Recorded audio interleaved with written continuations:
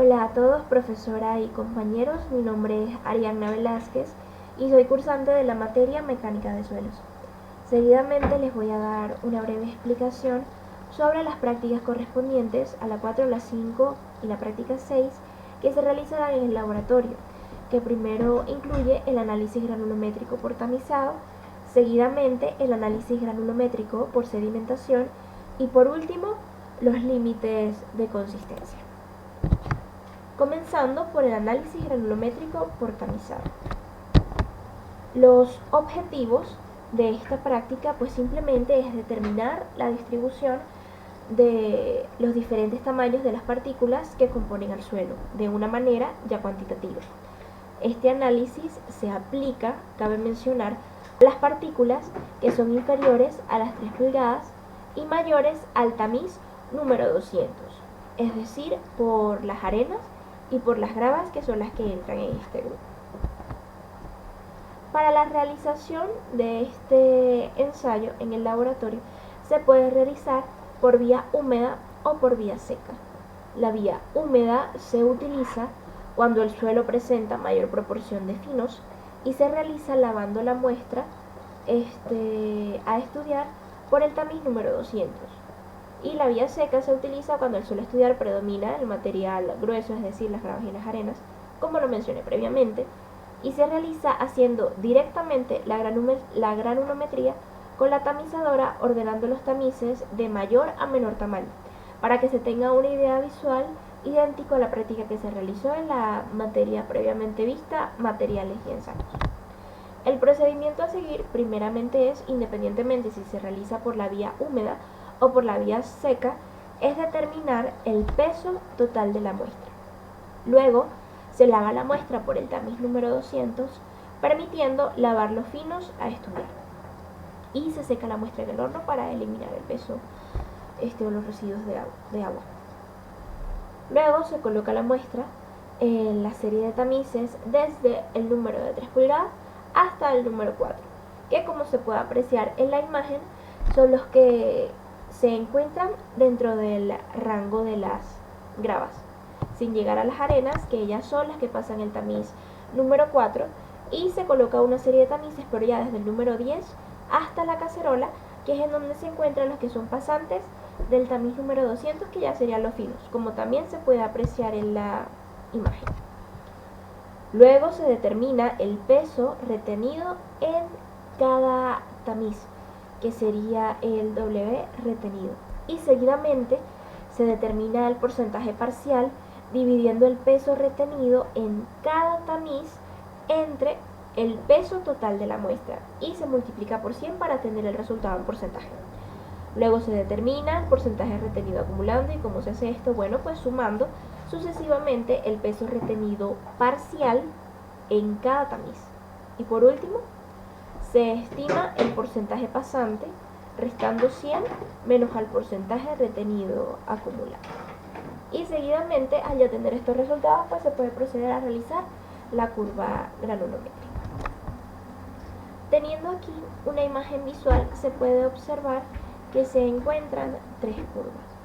Para dar como los factores relevantes, es que yo puedo tener un suelo que esté bien gradado o un suelo que esté mal gradado. ¿A qué me refiero?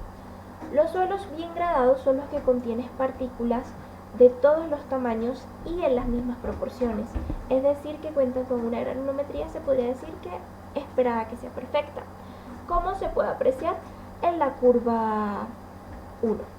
Y los suelos mal gradados presentan la ausencia de algunos tamaños o son uniformes, es decir, que tienen todo el mismo tamaño. Por ejemplo, la curva 2 presenta ausencia de tamaño de partículas y la curva 3 presenta uniformidad en la curva, como se puede observar.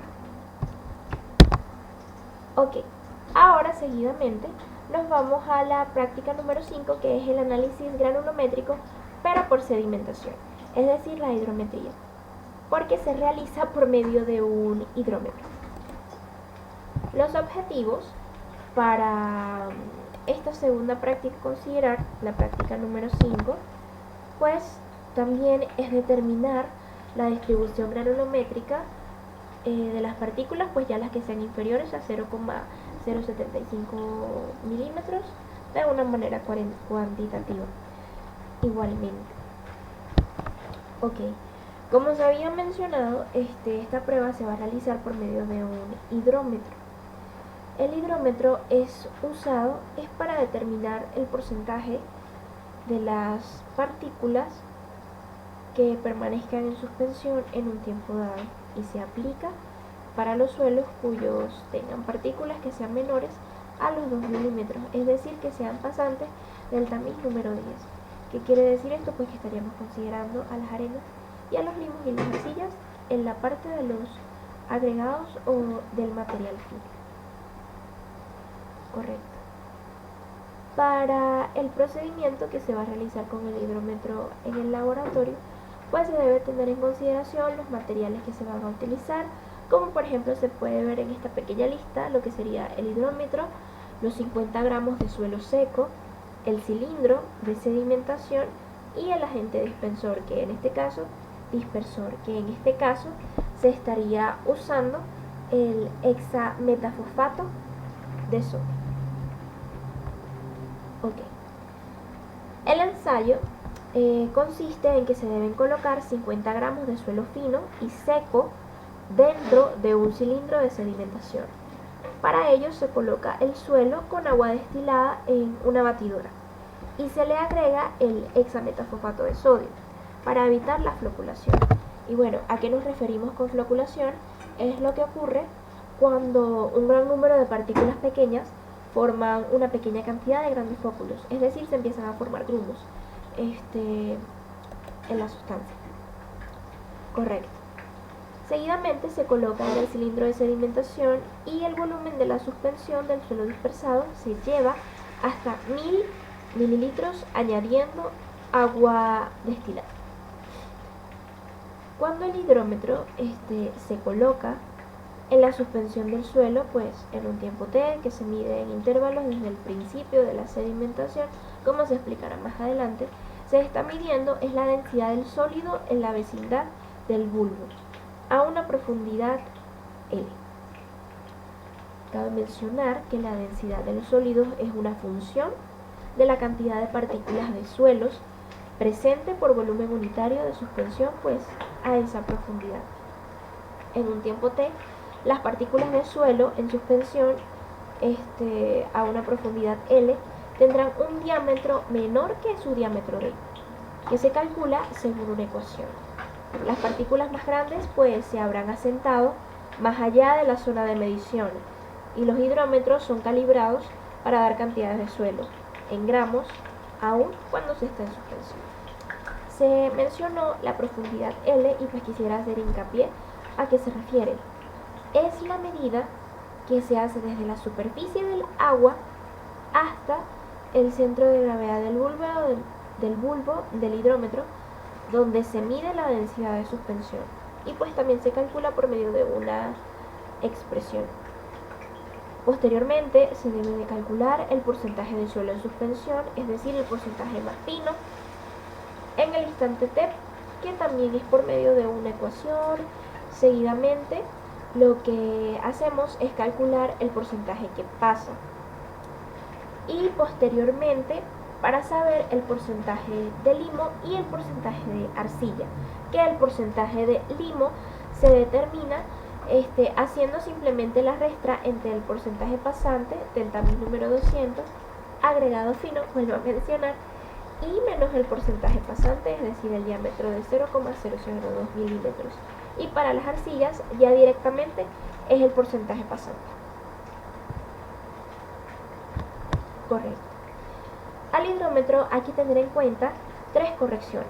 Primeramente la que se realice por menisco, por desfloculante y por temperatura.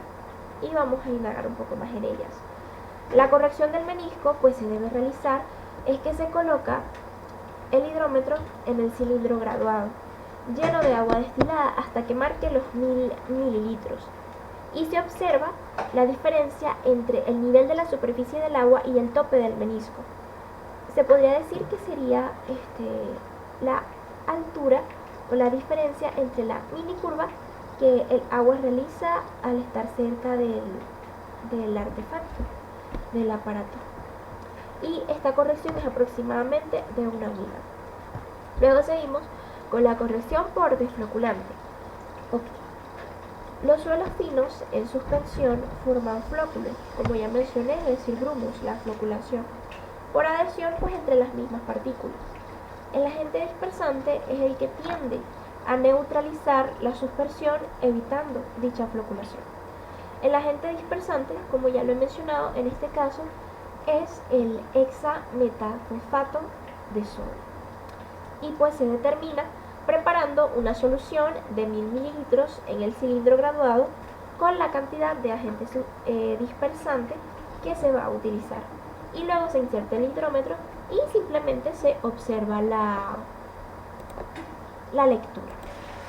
Por último, la corrección por temperatura es la que se debe tomar en consideración debido a que el peso específico y la viscosidad del agua destilada y el volumen del hidrómetro varían debido a la temperatura. La corrección por temperatura se realiza para el cálculo del porcentaje del suelo en suspensión a las lecturas del hidrómetro, según la tabla 4, pues que ya tenemos reflejada en el material a estudio de esta práctica, de la práctica número 5. Para hacer un resumen de estas tres correcciones, pues ¿qué es lo que se va a hacer primero? Primero se tiene el hidrómetro, se introduce en los 1000 mililitros del agua destilada, seguidamente se agrega el agente dispersante y por último tenemos el agua más el agente dispersante más el suelo y el hidrómetro pues está sumergido. Entonces se pesa el suelo seco, se pesa el defloculante, es decir, el agente dispersante, se toma la corrección por menisco y por defloculante y se mezcla el suelo más defloculante más agua destilada en la licuadora. Se coloca la muestra en el cilindro graduado y se llena con agua destilada hasta los 1000 mililitros. Se agita con el batidor manual y se pone en marcha el cronómetro. Se toman las medidas con el hidrómetro y se toma la temperatura.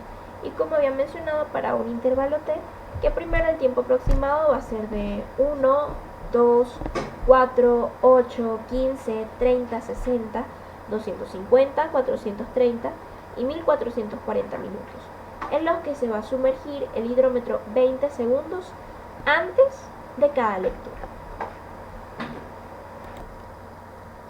Seguidamente se procede a dar la explicación de la última práctica, que sería la práctica número 6 de los límites de consistencia. Los objetivos de esta práctica pues es determinar los límites de consistencia y también los estados de consistencia de una masa de suelo determinada.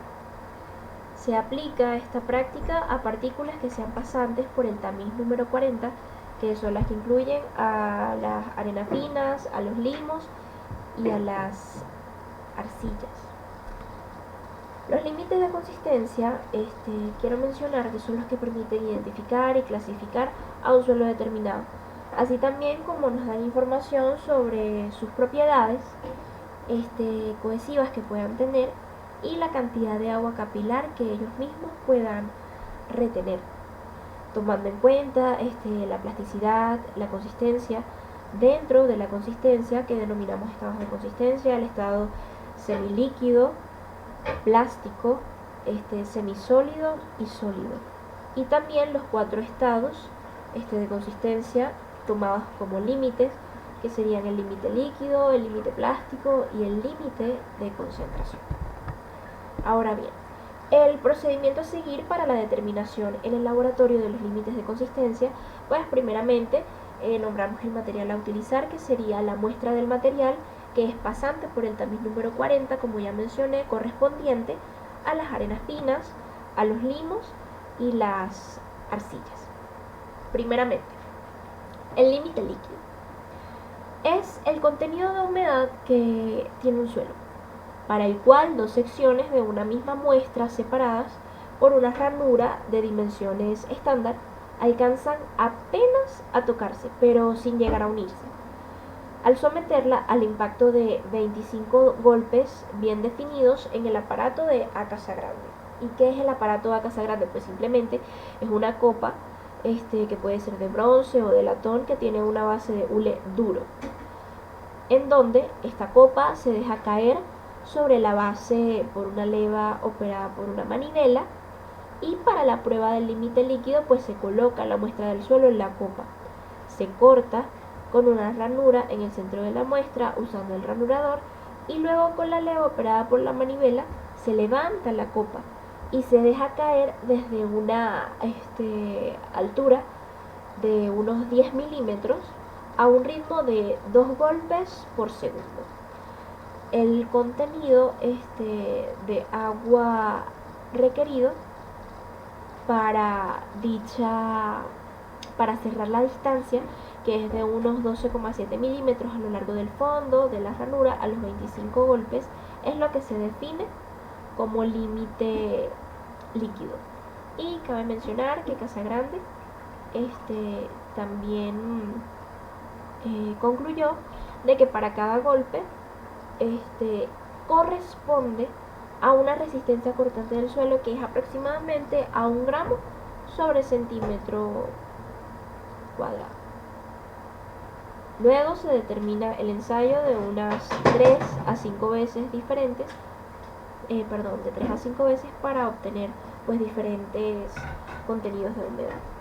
Y el número de golpes debe encontrarse entre el rango de unos 15 a 35, para luego construir una curva que es simplemente el contenido de la humedad en el eje de las Y y el número de golpes en el eje de las X. Seguimos con el segundo límite, que sería el límite plástico, que es el mínimo contenido de quedad que permite amasar un suelo en cilindros de 3 milímetros de diámetro sin que se lleguen a romper o a desmoronar, que sería parecido o igual a lo que se realizó en la práctica pasada, que igualmente eran cilindros de 3 milímetros de diámetro, que es lo que se quiere, pues, de que primero vamos a tener un cilindro que no va a presentar signos de agrietamiento, y después, mediante que se va amasando, pues vamos a tener uno que sí se va a encontrar agrietado en la magnitud, pues, según el contenido de humedad que tenga. Y se debe realizar de 2 a 3 veces, hallándose el contenido de humedad promedio, pues que se halla con la fórmula que usamos desde cálculo 10 para encontrar un promedio, que sería, si se va a realizar 3 veces, las 3 tomas del porcentaje de humedad, la sumatoria, dividida entre el número de veces que se realizó el ensayo, que en este caso serían 3, como ya mencioné. También quiero mencionar la importancia que tiene esta práctica para conocer si se encuentra dentro del límite plástico. Dado que la manipulación del suelo y la ejecución de las obras en tierra es más fácil cuando se encuentra en el estado plástico, allí es que se encuentra la importancia de esta práctica, dado que también la excavación del material se realiza pues con menor trabajo. Y por último, el límite de contracción, que es el contenido de humedad para el cual cesa la disminución del volumen de la masa de suelo, aun cuando el contenido de agua continúe disminuyendo, es decir, se está evaporando. La masa de suelo se contrae conforme se pierde gradualmente el agua del suelo, con pérdida continua de agua, hasta que se alcanza una etapa de equilibrio en la que más pérdida de agua conducirá a que no haya ningún cambio de volumen. El contenido de agua en porcentaje bajo el cual el cambio de volumen de masa del suelo cesa se define como el límite de contracción. Ahora bien, para lo que se va a hacer en el laboratorio, pues la muestra de suelo se coloca en una cápsula de dimensiones y peso previamente conocido. Se dan unos golpecitos sobre la mesa para sacar todos los vacíos que se introducen al colocar la muestra. Luego se deja secar a temperatura ambiente por un lapso de 6 días. Y por último, se introduce en el horno y se seca la muestra, determinándose el peso final y el volumen final de la muestra. Y por medio de ello también se podrá conseguir el límite de contracción, la variación de volumen de agua, y lo que nos llevará también a conocer el índice de plasticidad, contracción y de liquidez. El índice de plasticidad pues simplemente es la diferencia entre el límite líquido y el límite plástico. Aquellos suelos que no poseen límite plástico no tienen plasticidad, como por ejemplo podría ser la arena. El índice de plasticidad de un suelo es una medida de su capacidad que tiene para poder desarrollar cohesión. Mientras mayor sea la plasticidad, tendremos mayores más elevados de la cohesión de este suelo determinado. Y el índice de contracción simplemente es la diferencia entre los límites plásticos y de contracción, como su nombre lo indica, y el índice de liquidez o también de fluidez es la relación que se tiene sobre el agua y la plasticidad. Bueno, muchas gracias. Este ha sido el resumen o la explicación abreviada del procedimiento a realizar sobre las prácticas correspondientes a la número 4, a la número 5 y a la número 6. Muchas gracias.